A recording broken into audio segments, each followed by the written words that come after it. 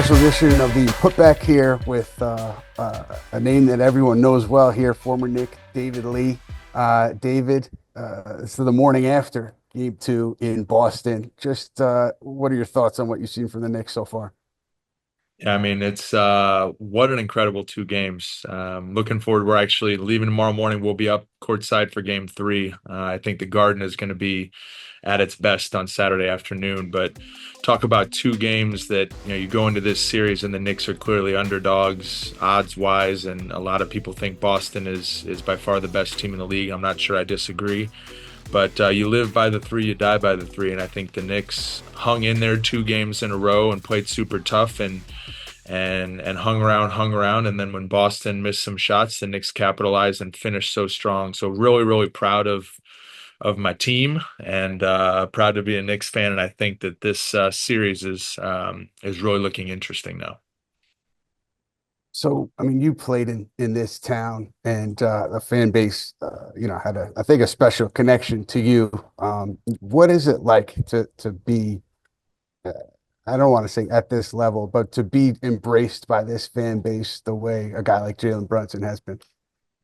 I think it's incredible. I mean, another way of putting it, it's whether your team is the best in the league or the worst in the league. When you play in New York, it always matters. And I think playing for the Knicks, the pressure is always higher than when you play just about anywhere else, and it takes a special mindset and a special character, I think, to be successful in New York. And it's been amazing to watch. I'll be the first to admit, when they signed Brunson, I didn't know what we were getting. And I was, man, that's a lot of money. And, is he really that good? He wasn't even a first option in Dallas.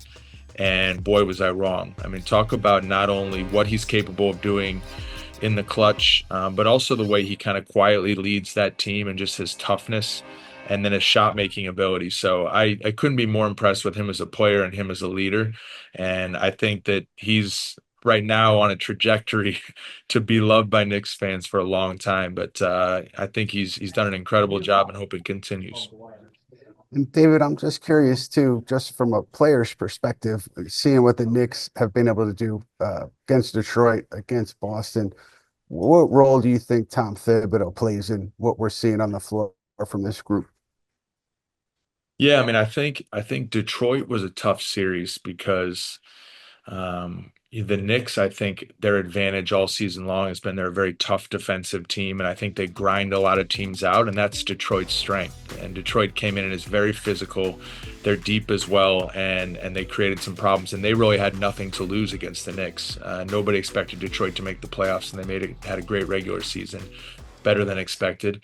So that was a tough series, but I think physicality wise, it prepared them for this Boston series, and now you come in and all you can really do against Boston is play as hard as you can defensively, try to get a hand up, but they're going to shoot a ton of threes.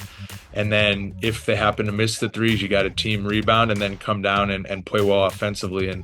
And Boston's a very tough place to play on the road. And they came out and the Knicks just did incredible down the stretch and got 2 incredible victories. I still can't believe it happened twice. I was watching last night, like no way that this could happen again after such a great comeback in game 1. So really proud they pulled that off. I was in the building, and I think everyone was just as stunned as you were when they did that late in that game. And David, you said you're going to be at the Garden. What do you think the atmosphere is going to be like when the Knicks come home?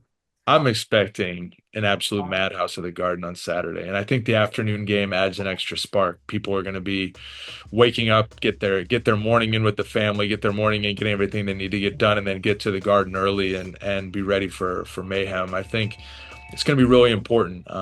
Boston's back is against the wall now. I think the Knicks have to come out with real energy, hopefully aided by the crowd, and really overwhelm them with energy early. Because if they can get off to a good start, you don't want to get down 20 again and then try to pull a rabbit out of a hat a third time. I think that the Knicks, being the aggressor and coming out with a ton of energy, especially on defense, they can get this game 3. You know, Charles Barkley was talking about it last night. Just this is the most important game of the series. Do you see it that way too? Even though the Knicks already have stolen 2 here, is game 3 the most important one as you move forward?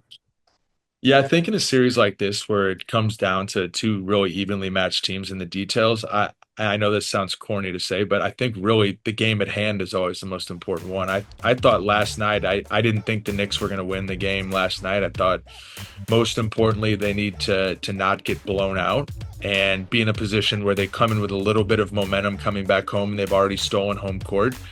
And I mean, getting that victory last night was just icing on the cake. And now you come in and as I said, this first half of game three, I think is going to be absolutely crucial to come out and to be the aggressor and to be the team with better energy. Even if you're up 2-0, you have to pretend like you're down 2-0 and say we're fighting for our lives here. And if they can get a victory in game three, I think they have a really good chance of winning the series.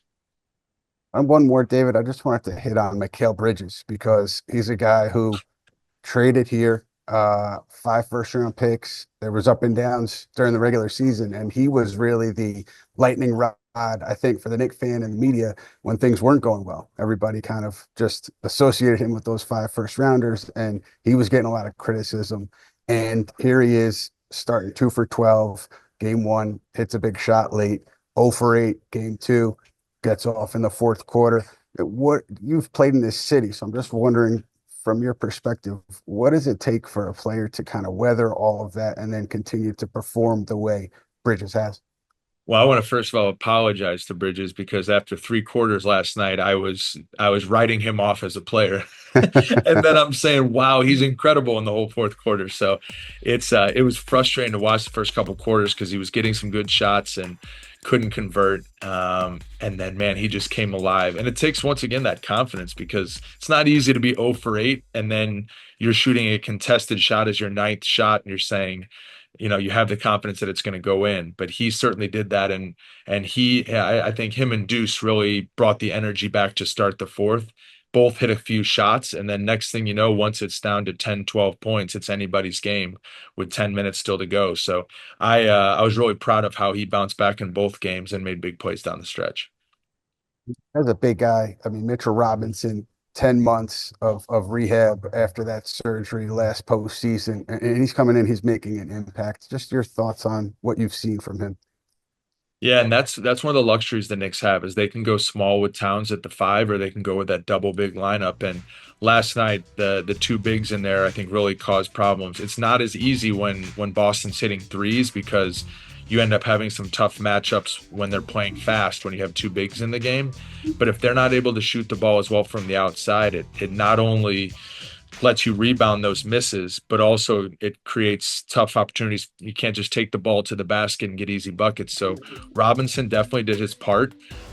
He has weaknesses in his game, but for stretches, I think he can be very effective, and he showed that last night. Made some big plays. DraftKings, and we're here talking through DraftKings, and they create a whole nother layer during the playoffs. I know the Knicks were big underdogs coming into this series, and I can't believe there's still even money in the series, but that's what makes basketball fun. It's going to be a great, great series. Hopefully the Knicks come out on top, and I'll be watching on behalf of DraftKings and as a fan and excited to be there for game three.